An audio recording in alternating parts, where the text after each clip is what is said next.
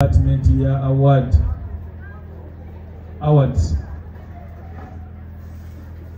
His Eminence Deputy Mufti, Second Deputy Mufti wa Uganda, Dr. Sheikh Haruna Kenya, Regional Assistants to the Mufti of Uganda, Regional Assistant wa Kampala, Regional Assistant wa East Uganda, Regional Assistant wa West Uganda. Disitukazi tuli nabo, disitukazi wa Mubende atenga director Musomero lino Sheikh Sezuku Bashir, disitukazi wa Bushenyi namulabyeka mu district nabo oli nabo, abakulu b'amatwale tuli nabo mukifo kino, bakadde bange abanzaala abakulembeddwa Haji Musa Kikabi, abasomesa bafe abalungi, mukwano gwange, menta wange, atenga director kubamu ku batandisi b'ekifo kino Alhaji Dr. Abdul Karim Kalisa, director Salam Charity, Salam TV, ab'ebitiibwa bali wano, Dr. Sebalu jamani waffe wanachewa atenga ya director wa Rayana Junior School, Dr. Sebalu director wa Namaswa College of Commerce eranga chairman wa umoja w'ekitongole kya Umoja Helping Hearts Uganda, al-Ustadh al-Muallimin al-Mufaddal min Azhar al-Sharif الدكتور محمد والدكتور محمد مع المعلمين كله.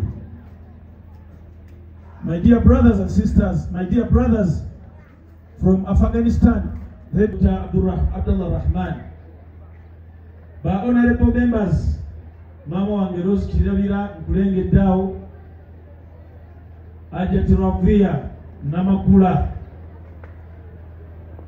abebitiibwa mwenna, badirector b'amasomero King Islamic, Ihsan Junior School, munzikirize bayima buli omu mu kitiibwa kye, mwerabidde bwerabizi. Family ya Sheikh Ibrahim Nkanji, batata bange, family ya GPMK, mama nejangu wano, mama Musa jangu wano, bajjajja bange mujje wano, Kigozi Elias naye bamanye nti waliwo amatabi kwenneekutte. Batata bange abalungi abanzaala mbasaba mujje, nga bakulembeddwa Jjajja Musa, family ya Sheikh Nkanji mujje. Abantu bano njogera ebigambo bino ng'omugenyi omukulu ategeera baani Kigozi, abafuula Kigozi, Allah bayisizaamu Kigozi Elias ofuuka Kigozi Elias. Amaziga agatukulukuta ku mitima, naye ate tusanyuka bwetukulaba nga w'oli Maama Musa, ekintu kino kye mwatandika okujja olwaleero tubeere nga tujaganya emyaka 10, naawe n'olaba ku ntuuyo za Ibrahimu n'entuuyo zammwe kyezikoze olwaleero.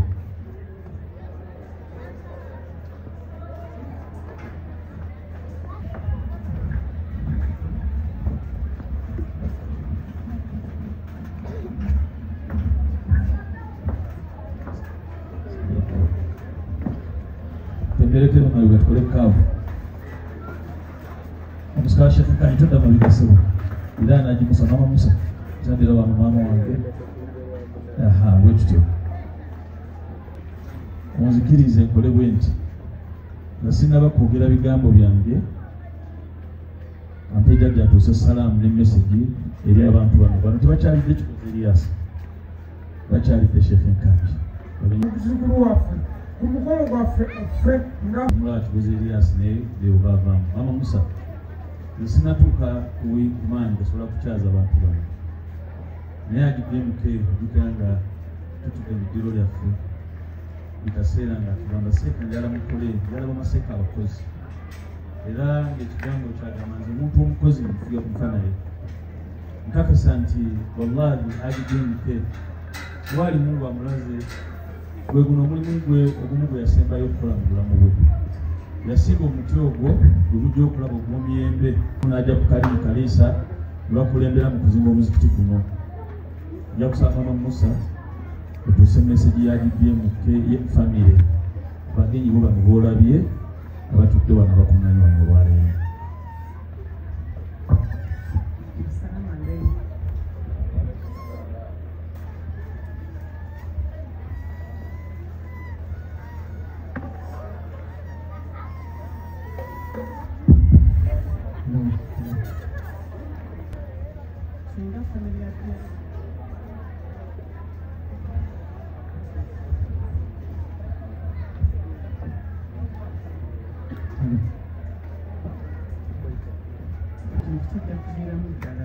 kubanga ddala Hajji yamugamba nti abeere mugumu atakula Hajji okoze nnyo alinayobataka ddala kyakwongera omuziki nokuba nti gwenga nti gugunudde salaamu aleikum ddala mwebale nnyo okutwegattako tuli basanyufu nnyo. Assalaamu aleikum. Naye kansooke njogere ensonga zetujaganya oba ezitutuuzizza wano olwaleero, n'oluvannyuma nte mukama wange menta mugambe ambuulire kati yanampa Max bwe tutambudde.